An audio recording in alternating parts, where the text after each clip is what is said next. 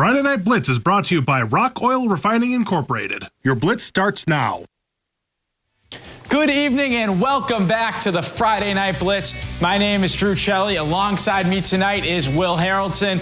Will, we started conference play last week for the 11-man teams, and tonight we had a big GNC matchup. Yeah, it was a battle of unbeatens at Mike Webster Stadium as Rhinelander hosted Hayward. And that's where Newswatch 12's Saul Meyer was for our game of the week.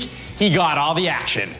The Rhinelander Hodags came into the season with a chip on their shoulder, and it's showing. They've run through everyone to get to 3-0 on the season, and they're looking to make it 4-0 against another undefeated team, Hayward, right here at Mike Webster Stadium. Hodag head football coach Aaron Kramer is ready for all the fireworks here in this one. Their team is senior heavy, so what we need to do is just be fundamentally sound and play our brand of football, and by the end of the game, hopefully that's good enough. It was a defensive game that started with a forced fumble from the Hodags on the opening drive, and after that, the game stayed tied at 0 after one quarter. In the second quarter, Hayward struck first with the cage slapper 34-yard pass from Alex Depew to put the Hurricanes up 7-0, giving them the first score of the day. And it looked like the Hurricanes were going to go into the half with the lead and the ball, but Owen Kurtz was able to power his way into the end zone to tie it up at 7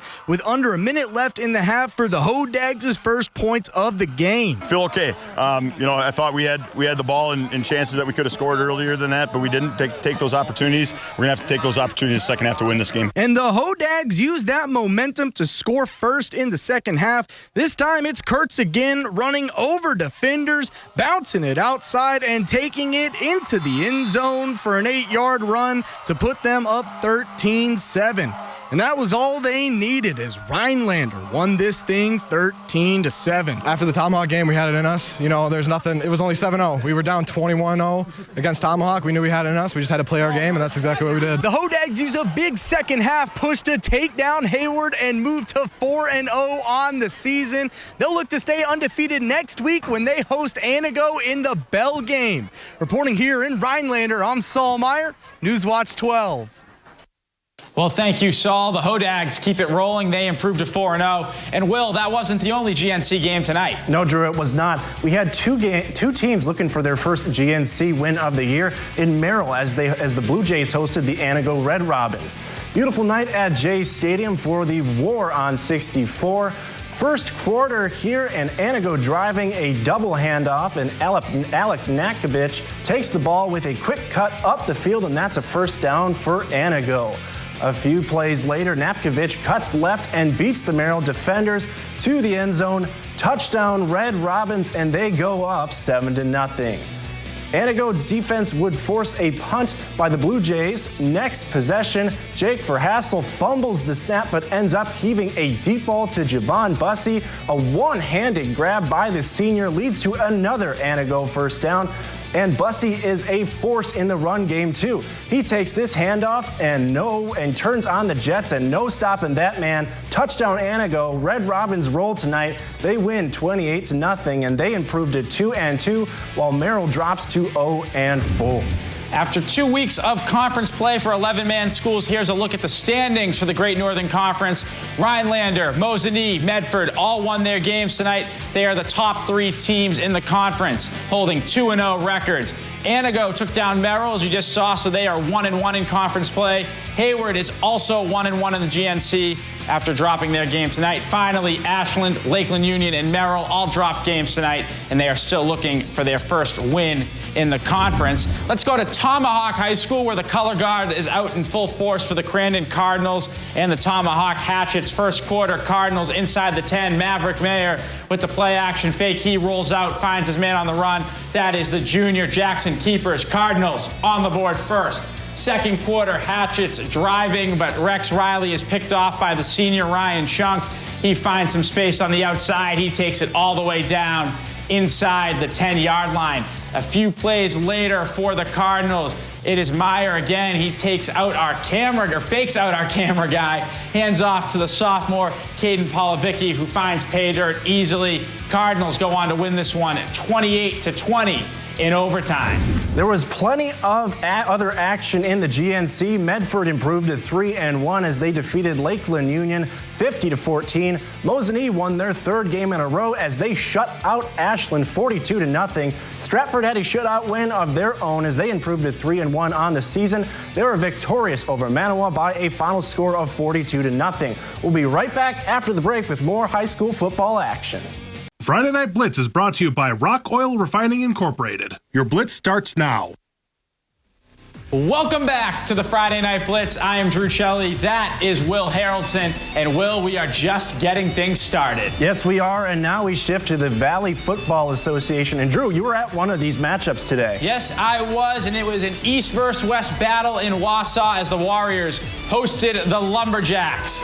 Close to 3,000 fans filled the stands at Thom Stadium for the rivalry game. Second quarter, West up 21-0. Handoff. Raymond Reineck, and the senior is going to bounce it outside, and he is going to take this one 45 yards all the way down to the 10-yard line after a touchdown. West is going to kick off to Caden Worth. Worth is going to get this to the sidelines, and he turns on the Jets. He takes this one back 92 yards to the house. It gets Wausau East on the board in this one. West would respond immediately. They go deep. They hit Carter Emerson on the fly route. He makes a great move, and he is gone. Wausau West improves to 4-0. They win it 49-14.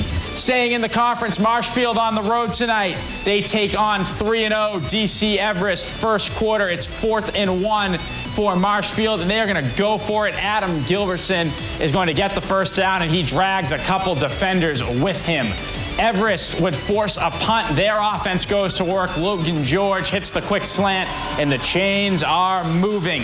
Later on the drive, 3rd and 12, George rolls out against some pressure. He puts it up for Cole O'Brien, who brings it down for the first down. It sets up Everest in the red zone. Couple plays later, they're trying to punch it in, but the ball ends up on the turf. Marshfield would recover. DC Everest would go on to win this one 17-14. There were plenty of 8-man games tonight, and Will, you were at one of the marquee matchups. That's right, Drew. Newman Catholic and Leona Wabeno are coming into this week's matchup looking to end their losing streaks. After winning 2 straight state championships, the Fighting Cardinals are 0-2 on the year. For Leona Wabeno, they started off strong with a Week 1 win against Marion Tigerton before last week's tough loss to Almond Bancroft. So let's see who could get it done and get back into the win column here tonight. Newman Catholic deep in Rebel territory when quarterback Tyler Ackerman hits his wide receiver Quincy Fender, and he tiptoes down the sideline for the early score, and the Fighting Cardinals take an early 6-0 lead. The ensuing drive for the Rebels, 4th down, and Coach Cronauer is keeping his offense out there, but Newman Catholic snuffs out that play as they sack quarterback Walker Winkleman and give the ball back to their offense. A few drives later for Newman Catholic, a 4th down and goal from the Rebel 11-yard line, and quarterback Tyler Ackerman floats a perfect pass for wide receiver Carson Rice for the score. A successful 2-point conversion later, and the score is 14-0. Newman Catholic would go on to win this one 37-0, earning them their first victory on the season. We had some more 8-man football tonight. Three Lakes improved to 3-0 as they defeated Port Edwards by a final score of 58-7. Phillips and Luck combined for over 100 points tonight, as it was Phillips coming away with a 74-44 victory. It was a tough night at home for Athens as they fell to a high-scoring Bruce team by a final score of 48-6. What a great bunch of games we got to cover tonight, Will. That's right, Drew. Week 4 is officially in the books. Conference play is underway all over Wisconsin.